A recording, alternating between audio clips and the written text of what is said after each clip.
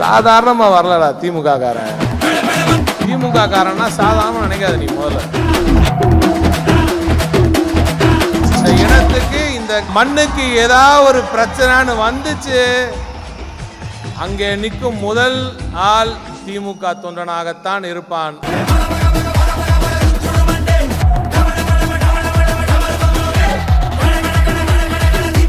பயம்னா என்னன்னு தெரியாது. நாங்கெல்லாம் வாய்க்கரிசி போட்டுக்கிட்டு தான் திமுகக்குள்ளே நுழைஞ்சோம். எங்களுக்கு ஒன்றும் அதை பற்றில கவலையே கிடையாது. ஒரு அரசியல் இயக்கம் 75 ஆண்டு காலம் நின்று நடத்திருப்பது என்பது சாதாரணமானதல்ல. 1977ஆம் ஆண்டு சட்டமன்ற தேர்தலில் கழகம் தோற்ற போது இத்தோடு திமுக முடிஞ்சதுன்னு சில ஊடகங்கள் எழுதினாங்க. அப்போ தலைவர் கலைஞர் சொன்னாங்க,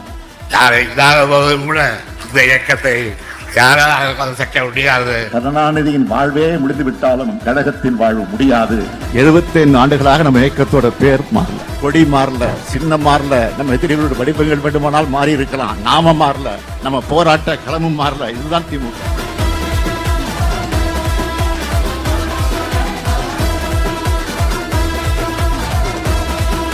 என்னை எவரும் அடிக்க முடியாது, திருப்பி அடிச்சா தாங்க முடியாது.